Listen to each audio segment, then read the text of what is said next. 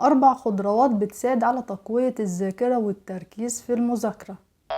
البطاطا من الخضروات الجذرية المهمة في تقوية الذاكرة والتركيز في المذاكرة، عشان البطاطا مليانة عناصر غذائية وفيتامينات زي فيتامين A وفيتامين B6 وفيتامين C. وكمان في البطاطا مادة الكولين اللي بتساعد على الاسترخاء وعلاج القلق، وكمان بتساعد في تحسين التعلم وتحسين الذاكرة. ويعتبر في البطاطا كربوهيدرات ونشويات، فتساعد في زيادة النشاط والطاقة في الجسم. وكمان في البطاطا عنصر البوتاسيوم، وده عنصر مهم بيساعد في الحفاظ على مستوى ضغط الدم في الجسم. كمان عايزة اقول لكم ان في البطاطا فيتامين سي وبيتا كاروتين، ودول مهمين في تقوية المناعة وحماية الجسم من الامراض والالتهابات، خصوصا مع تغيير درجات الحرارة. وتعتبر البطاطا بتساعد في تقوية البصر، عشان في البطاطا فيتامين سي وفيتامين اي. وكمان في البطاطا عنصر الحديد المهم في الوقاية من فقر الدم والأنيميا. وآخر معلومة عن فوائد البطاطا إنها بتساعد في تحسين عمل الجهاز الهضمي وعلاج الإمساك، عشان في البطاطا ألياف غذائية. وبكده يبقى احنا عرفنا مع بعض فوائد البطاطا، وأهمها إنها بتساعد على تقوية الذاكرة والتركيز في المذاكرة بإذن الله. الجزر من الخضروات الجذرية المهمة في تحسين الذاكرة والتركيز، عشان في الجزر نسبة عالية من مضادات الأكسدة، وكمان في الجزر عناصر غذائية مهمة زي فيتامين A والبوتاسيوم. ومن فوائد الجزر إنه بيساعد في تقوية عضلة القلب، وبيساعد في الحماية من أمراض القلب، عشان في الجزر مضادات أكسدة. ويعتبر الجزر مهم في تحسين عمل الجهاز الهضمي، ومفيد في تحسين حركة الأمعاء وعلاج الإمساك، عشان الجزر مليان ألياف غذائية. ويعتبر في الجزر فيتامين سي، وده بيساعد في تقوية المناعة وبيحفز إنتاج خلايا الدم البيضاء، فيحافظ على الجسم من الأمراض والالتهابات. ومن فوائد الجزر إنه بيساعد في تحسين صحة العين وتقوية البصر، عشان في الجزر فيتامين A. ويعتبر الجزر مهم في تقليل ضغط الدم، عشان في الجزر عنصر البوتاسيوم.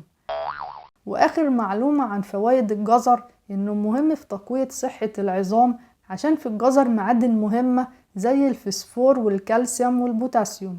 وممكن ناكل الجزر في السلطة، أو ناكله مسلوق مع شوربة الخضار، أو نضيفه مع الوجبات الرئيسية، أو نشرب الجزر عصير. وبكده يبقى احنا عرفنا مع بعض معلومة سريعة عن فوائد الجزر، وأهمها إنه بيساعد على تقوية الذاكرة والتركيز في المذاكرة بإذن الله.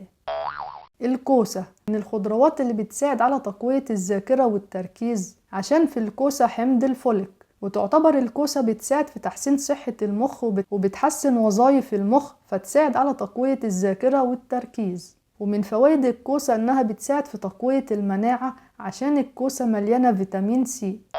وتعتبر الكوسة مهمة في تقوية العظام، عشان في الكوسة فيتامين كي ومغنيسيوم وبيتا كاروتين ومركبات مضادة للأكسدة. وتعتبر الكوسة بتحافظ على صحة الغدة الدرقية، عشان في الكوسة عنصر المنجنيز.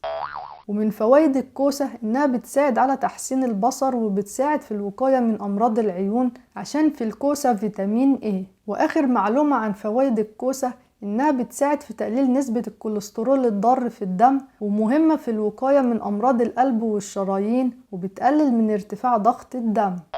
وتعتبر الكوسة مهمة في تحسين صحة الجهاز الهضمي، وبتساعد في تحسين عملية الهضم وعلاج الإمساك، عشان في الكوسة ألياف غذائية. وممكن ناكل الكوسة نية أو مسلوقة في شوربة الخضار، أو مطبوخة مع الوجبات الرئيسية، أو نشرب الكوسة عصير. وبكده يبقى احنا عرفنا مع بعض فوائد الكوسة، وأهمها إنها بتساعد على تقوية الذاكرة والتركيز في المذاكرة بإذن الله. البنجر أو الشمندر من الخضروات الجذرية اللي بتساعد في تقوية الذاكرة والتركيز في المذاكرة والدراسة، عشان في البنجر مادة النترات اللي بتساعد في توسيع الأوعية الدموية اللي في المخ. ويعتبر البنجر بيساعد في سهولة حركة الدم للمخ، فيساعد على تقوية الذاكرة والحماية من الزهايمر والخرف. ويعتبر البنجر من الخضروات الجذرية المهمة في تقوية العظام والعضلات، وبيساعد في الحماية من هشاشة العظام. وكمان في البنجر أو الشمندر عنصر الحديد المهم في وقاية الجسم من الأنيميا وفقر الدم. وكمان عايزة أقول لكم إن البنجر مهم في تحسين صحة القلب والأوعية الدموية، عشان في البنجر حمض الفوليك. ويعتبر في البنجر مركبات نباتية مهمة بتساعد في تحسين صحة العين، وبتساعد على تحسين الرؤية.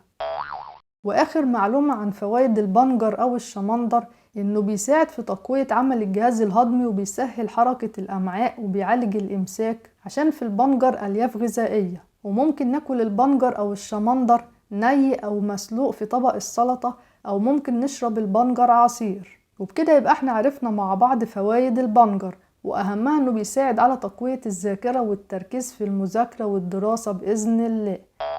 ولو عجبتكم الحلقة اعملوا لايك وشير للحلقة مع أصحابكم عشان يستفادوا، وما تنسوش تشتركوا في القناة وتفعلوا الجرس عشان يوصلكم كل جديد بإذن الله. وعشان القناة تكبر ويبقى فيها حلقات أكتر عايزين دعم ليكم للقناة. وبكده يبقى احنا عرفنا مع بعض 4 خضروات بتساعد على تقوية الذاكرة والتركيز في المذاكرة بإذن الله.